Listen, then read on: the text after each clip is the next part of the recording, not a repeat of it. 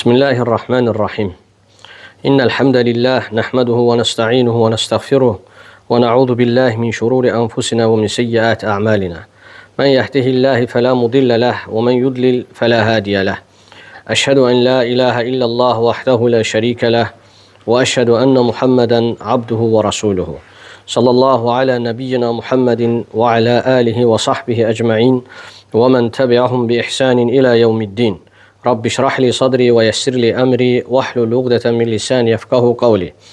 Əziz qardaşlar, möhtərəm müsəlmanlar, Allahdan istəyirəm ki, bu məclisi hər birimiz üçün faydalı etsin. Sonra dəyərli qardaşlar, hər bir müsəlman, hər bir insan düşünməlidir ki, Allah Teala insanlıq üçün bir çox nemətlər bəxş edib. Necə ki, Allah Teala öz mübarək kitabında da bildirir: "Və in ta'uddu ni'matallahi la tuhsuha." Əgər siz Allahın nemətlərini saysanız, o nemətləri sayıb qurtara bilməzsiniz. Bir mənalı olaraq. Allah Teala insanlığa o qədər nemətlər bəxş edib ki, ayədə bildirilən nədir? Kimədir xitab? İnsanlığa. "Və in ta'uddu ni'matallahi." Əgər siz Allahın nemətlərini saymağa qalxsanız, çalışsanız, la tuhsuha. O nemətlərin heç birini sayıb qurtara bilməzsiniz.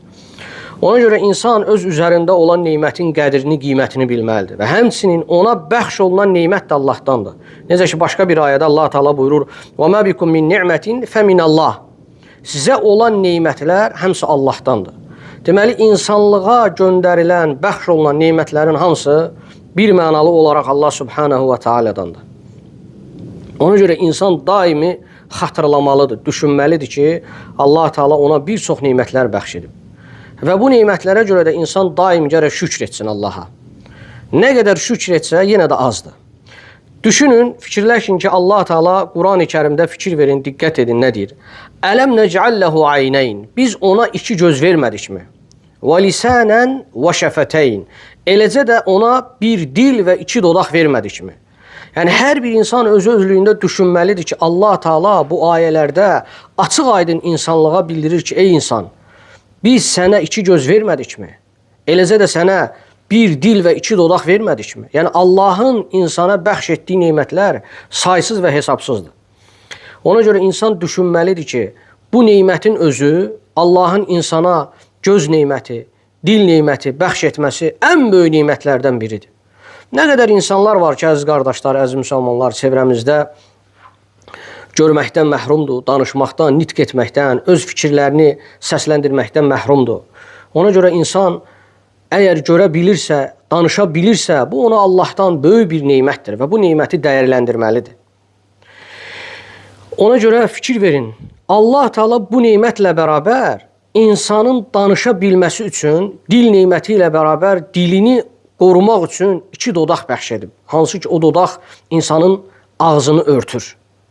Və eləcə də Allah Teala insanın görməsi üçün o gözlərinə qapaqlar bəxş edib, xəlq edib, yaradıb. İnsanın gözlərini o qapaqlar örtür. Yəni, insan düşünməlidir ki, bunların özləri də özlüyündə ayrıca bir nemətdir. Ona görə qulun üzərinə düşən, insanın üzərinə düşən bu nemətləri daim Allaha ibadət və itaat üzərində istifadə etməsidir. Və həmçinin Allahın qəzəbini gətirməyəcək, qəzəbinə səbəb olmayacaq əməllər üzərində istifadə etməsidir. Allah Teala'ya bu nemətlərin qarşılığı olaraq, şükür olaraq insanın üzərinə düşən nədir? Yəni, bəxş olunan insana dil, göz neməti, insan bunun şükürünü necə verə bilər?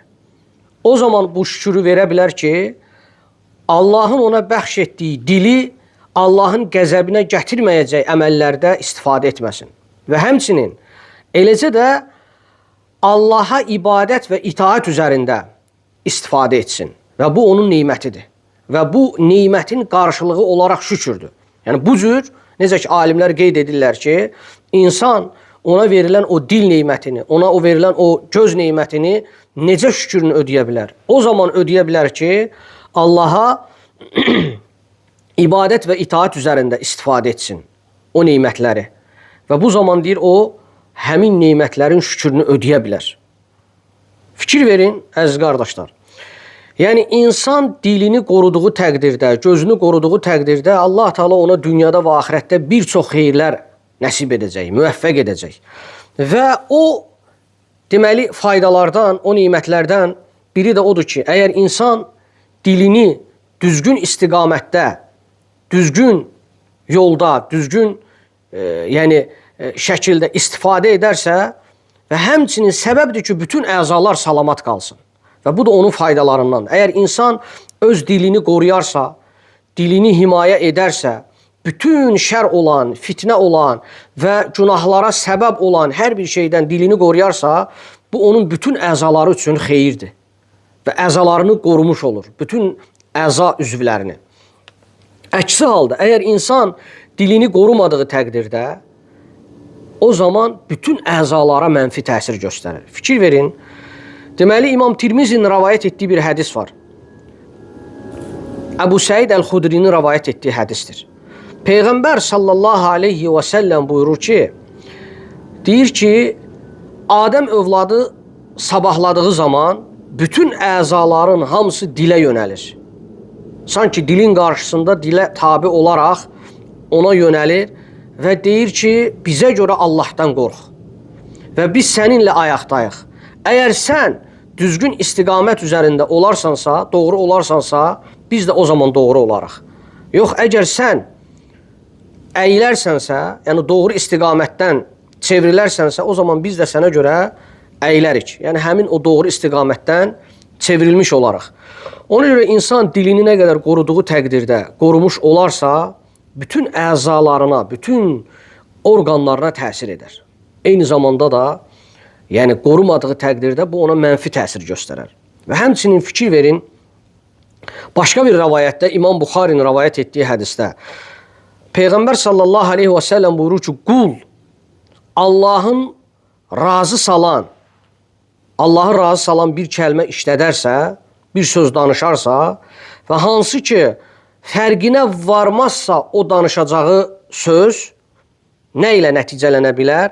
O zaman deyir ki, qulun deyir, dərəcələri Allah qatında ucalar.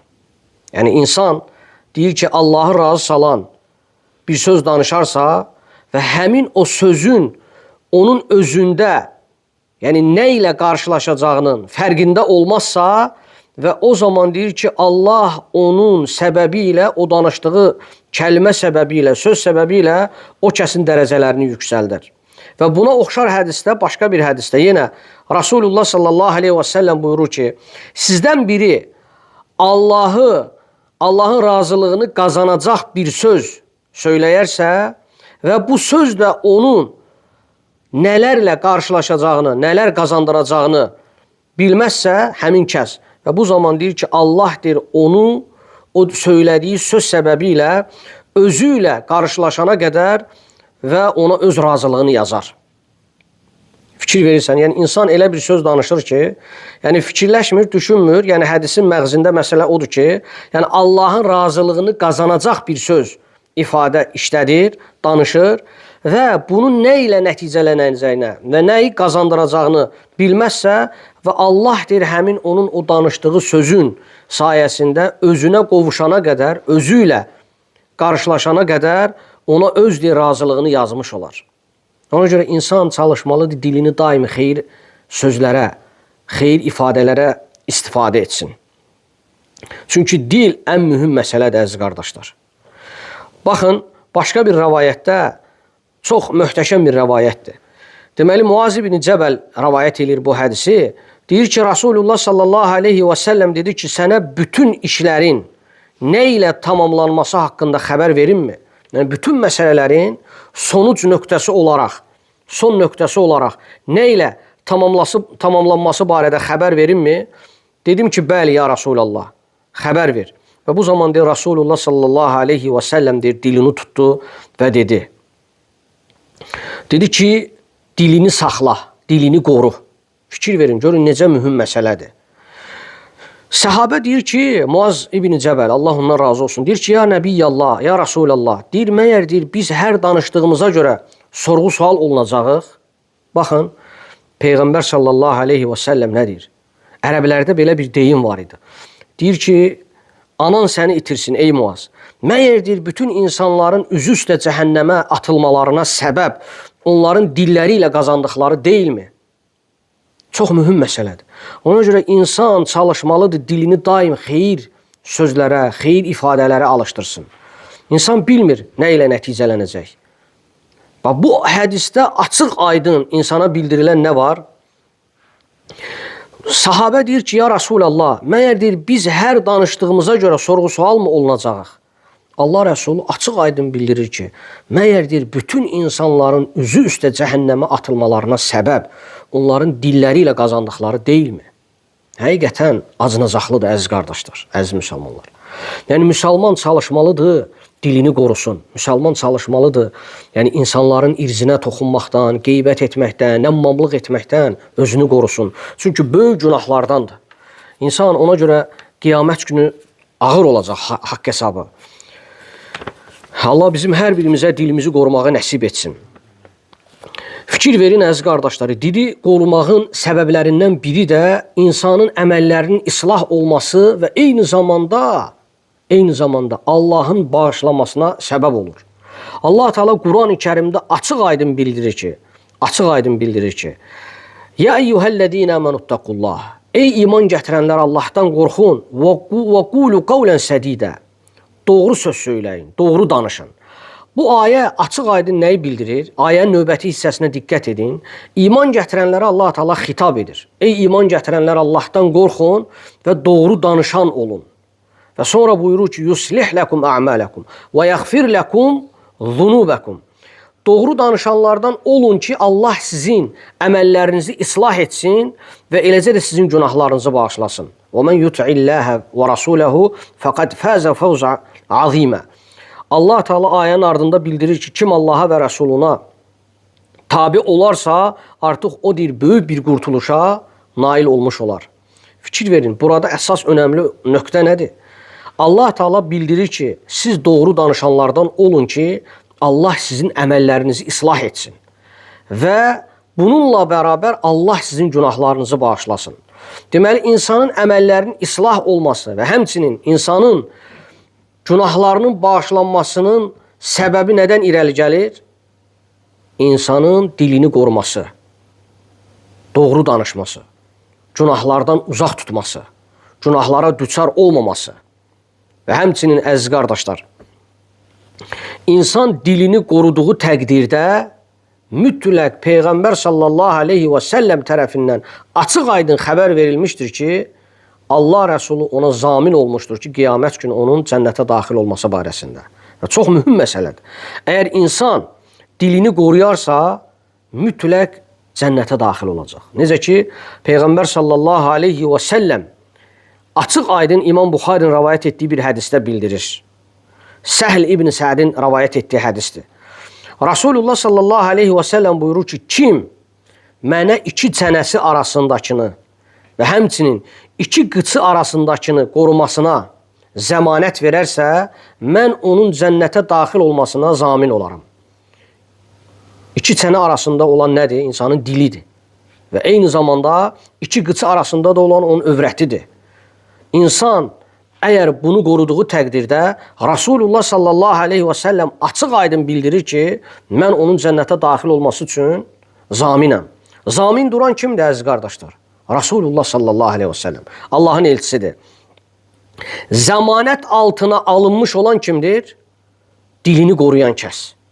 Və o kəs nəticə etibarilə nəyi qazanır? Cənnətə daxil olmağı qazanır. Ona görə insan dilini qoruduğu təqdirdə və həmçinin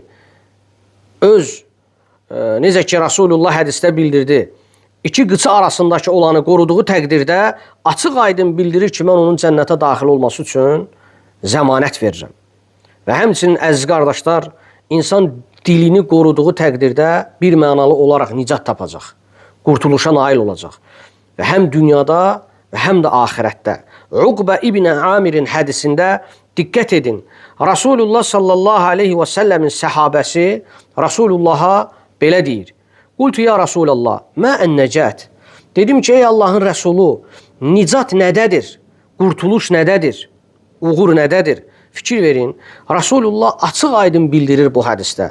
Buyurur ki, dilini qoru, dilini saxla və həmçinin qoy evin sənin üçün geniş olsun, evini geniş et və sən öz xətaların, günahların üçün ağla. Hədisdə qeyd olunan əsas önəmli olan nöqtə nədir? Allah Rəsulu açıq-aydın bildirir ki, insanın nicat tapmasının, insanın qurtuluşunun başlıca səbəbi dilini qorumasıdır, dilini saxlamasıdır. Nədən?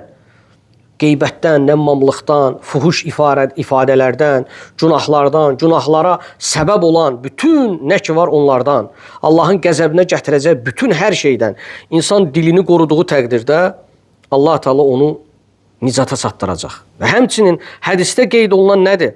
Qoy deyir, evin sənin üçün geniş olsun. Yəni evini geniş et. Hədisin bu ibarəsində alimlər qeyd edir ki, yəni sən evinə çəkil və evində xəlvətdə Allaha ibadət et. Rəbbinlə baş-başa qal və fitnələrdən uzaq ol. Yəni bütün dedikodulardan və fitnələrin hər növündən uzaq ol və Rəbbinə itaət et, Rəbbinə bağlan. Və sonra hədisin sonuncu ibarəsi, sonuncu cümləsi nədir? Rasulullah buyurdu ki, sən günahlarına görə ağla. Bəli, əziz qardaşlar, hər bir müsəlman günah edəndir, xəta edəndir. Və günah və xəta etdiyi təqdirdə günahlarına görə Allahın qarşısında xəlvətdə o ağlayarsa, Allah Teala onu nicat tapanlardan edər. Başqa bir hədisdə Abdullah ibn Amr'ın hədisində fikir verin. Rasulullah sallallahu aleyhi və səlləm dedi ki, kim susarsa, yəni dilini qoruyarsa, bir mənalı olaraq nicat tapar. Ona görə dəyərli qardaşlar, hər bir müsəlman çalışmalıdır ki, bu həyatda dilini qorusun, nicat tapması üçün, Allahın razılığını qazanması üçün və həmçinin Allahın məğfirətinə, bağışlamasına nail olması üçün, əməllərinin islah olması üçün çalışmalıdır, dilini qorusun. Və dili qorumaq həm insanın dünyada, həm də axirətdə bir çox xeyirlərə nail olmasına səbəbdir. Uca Allahdan istəyirəm ki, bizim hər birimizə dilimizi qorumağı nəsib etsin. Allahdan diləyirəm ki, bizim hər birimizin dilimizlə etdiyimiz xətaları, nöqsanları, günahları bağışlasın. Allahdan diləyirəm ki, bizi öz dini üzərində sabit qədəm etsin və bütün əməllərimizi ixlaslı etsin və uca Allahdan istəyirəm ki, valideynlərimizə rəhm eləsin, zürriyyətimizi salihlərdən etsin və Allah Teala zülmə məruz qalan bütün müsəlmanlara yardım etsin və Allahdan istəyirəm ki, hər birimizi iman üzərində yaşadıb, iman üzərində bu həyatdan köçməyi müvəffəq etsin. Sallallahu ala nebiyyina Muhammedin ve ala alihi ve sahbihi ecma'in. Subhanekallahumma ve bihamdik. Eşhedü en la ilahe illa ente estağfiruka ve etubu ileyk.